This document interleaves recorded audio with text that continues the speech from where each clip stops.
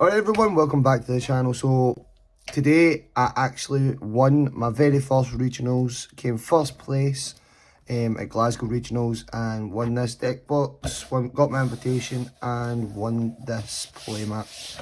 So yep, I was playing Swordsoul and yeah, the deck performed so well. There was one broken card.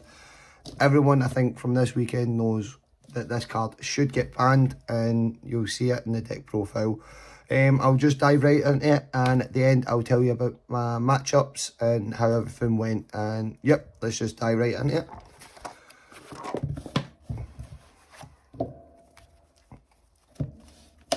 Have to have the Midoriya token. So pretty standard, 3 Moyi, 3 Longyon, double tie, and I was on triple Ecclesia. Ecclesia going second is amazing, and she's just another copy of all these cards. I was playing her at 2 for a good while, but the way that I had the deck built, because I am playing a 45 card deck and there is a specific reason why and theory behind it. So that's why I wanted to bump it up to the 3, just so it gave me a higher chance of actually seeing these cards. But I did decide out one when I knew I was going first. Yeah, when I was going first. Tenyi, pretty standard, triple Ashuna, triple Vishuda. I've seen a couple of people cut this down to 2 recently, but I really don't like it at 2. I prefer to have it just to out floodgates and just to bait out something. It's always really good with Despia. Double Adara and the 1 Shithana. So I was playing triple Adara, but I decided to cut it down because obviously we don't have the Hulk combo. We are playing Vessel, and because I wanted to play the Shithana, and I'll explain why I want the Shithana later on.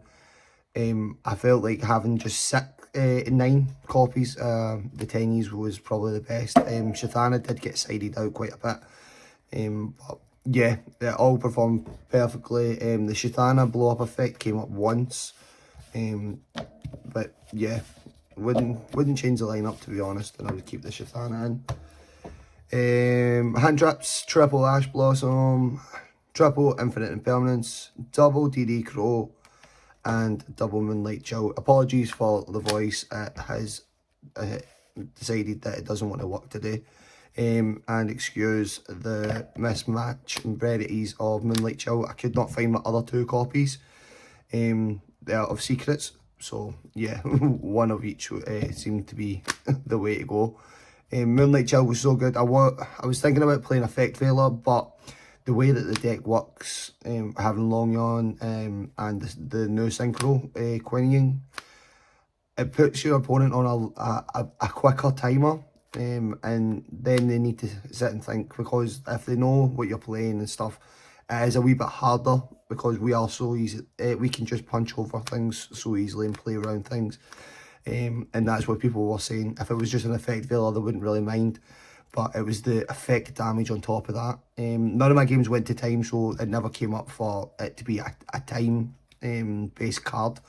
But DD Crow came up quite a bit, especially in the Despia matchup. 100% you have to hit the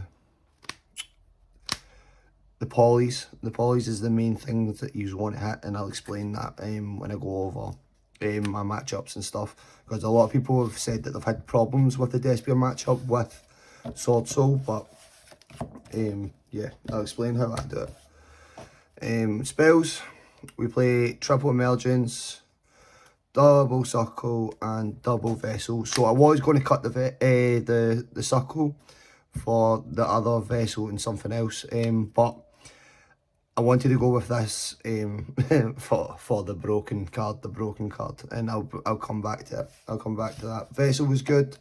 Didn't see it all that much. Emergence was just amazing. And Circle was quite decent. I was able to combo off with Circle, not even in dodge imperms. It was if I had open tie, I could tag out the tie and get my Ashuna, and then be able to start playing from there. Double Pot of Desires, double droplets. I didn't, and the one called by the grave, I didn't want to play the 3 droplets because I felt it was too bricky. And the way that I see it, I always count droplets as a pseudo hand trap. In a way, it's just more to interact with your opponent. It doesn't really help you extend and stuff. So I just put it down that it's the same theory as the DD Crow and the Moonlight Chill. Potted Zyles was decent. Never really seen it, but when I did see it, I think I resolved it 2 out of 3 times. And one of the times I banished all Moyes, all Adaras, and my Blackout. And I still went on to win that match, so I don't know how. Blackout was decent, never resolved its on-field effect. I used it once for the token boost, just as my opponent was going to get rid of my board. I chained my Chi Shao targeting Long Yun, banished this, it got me a token, and then I was able to play away from there because I had Vessel or Circle in hand. I can't remember what one it was. And the broken card that needs banned, Mystic Mine. This card won me all, I'd say all. I decked out 3 players going first just with Mystic Mine. They set up the board, the Despia board, because the theory, this was a last minute addition because I was sitting working out our decks and stuff like that, and I just felt like I wanted to play mine. I wanted 2 more cards in the deck. I didn't want it to be a monster. I didn't feel like it needed to be an engine or hand traps or anything like that. I just needed something that would guarantee me a game 1 win, because in siding the deck we can set up all the boards that we want, especially the way that I have the side built. So yeah, I just wanted something that I would guarantee a win no matter what. And yeah, Despia, played against Despia, Salad and Swordsoul. It was my last 3 of my last 4 matches that this came up, and I decked out my opponents. And yeah, it was unreal, and I would just kept on going. I'll be honest with you, you can keep on playing, but I'm not going to do anything whatsoever. And yeah, my opponent, they kept on playing, decked them out, then game 2 I went on to win. So yeah, this card is absolutely insane. I would not be surprised if we see an emergency ban list and this gets put on, because unless people start main decking outs to this card, then I highly doubt that it's going to be staying around for much longer. Moving on to the extra deck. I just noticed I've put my side deck in with the main deck, and that's us sorted. Extra deck is pretty standard. We do have triple monk and the singular Shithana. Shithana came up once, and it was just basically because I had to play like kind of backwards. My hand was dreadful against the Salad player, but I had mine, so he had a board of like 3 monsters. I mined, was able to go Vishuddha and Monk, Ashuna and Monk, Ashuna search out the Vishuddha, special summon the Vishuddha, link the second Vishuddha and another Monk, bounce the Bagus guy you had, and then go into Shaman, and then I used Heavenly Circle, get me the Taye, summon, get me, what's that called, sorry, Taye into Baxia, spin his back row, and one of his other monsters, stump Moye effect, or Baxia, summon back the Moye, go into another Baxia, and spin back my own Mystic Mine, and then I was able to go Long Yarn and then just start going for game, because he used Heat Soul twice, so the clock was going for him. In that sense, and also I ended on the new Long One monster, which he ended up, I think when I passed, he ended on 24, 100 life points. The one card in his hand was a spell card. I'm pretty sure, I think it was Circle or something he had, because I think he added it back off of Sunlight Wolf. I'm not a Saddle player, so I can't really remember how it went down, but I know for a fact he had a spell card in his hand. And if he drew into a monster that he could special summon a link away, then he had Spinning Engrave and Jack Jaguar, so if he was going to summon any one of those, it was getting banished. And yeah, I was just winning that game with burn damage. Onto the synchros, double Shishao, MVP. This card was amazing. Every import near enough, I would just summon this guy, even if I couldn't OTK my opponent. If I was only going to leave 100 life points or something, I would always just leave them with that wee bit extra and have this burn damage, because this is amazing, especially in the Despia matchup. Always banish the poly, no matter what. If you've got the Ash, amazing for the branded fusion, but this is specifically for poly. Like, get rid of the poly as soon as possible, because then you know later in the game your Vishuddha is able to target his Chimera and stuff like that. So yeah, 100%, this is the poly banish is the correct play. We played Chengying. It came up once the entire tournament, but yeah, I would definitely still keep him in. Onto the Yang Zings, we play the one Yazi, double Baxia, and the singular Chowfing. Never summoned Chowfing this entire tournament. I had no fears in the Nibiru, to be honest. But yeah, Chowfing, it is still amazing just as a combo. Just to be able to end on him, and not you can then normal summon and then play away without having to worry about Nibiru. Baxia's soft ones per turn is amazing, like genuine. I wouldn't be surprised if this ended up at 1 for some reason. I hope it doesn't, but I can see it. Draco Berserker, the main deck, the extra deck out to Totem Collector. If you're ever doing the combo and you've got your 10-year combo, always start with this guy, so you don't have to worry about the Totem Collector. And yeah, I'll explain that when I get to the side deck as well. One Baron de Fleur. I summoned Baron de Fleur exactly once this entire tournament. Still needed. I still highly agree that it is needed. And yeah, he's just replaced Baron in the full combo.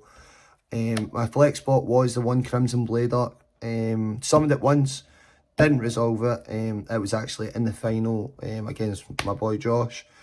He was playing Despia and he tagged out his monster, so that way that I couldn't go Crimson Blader into...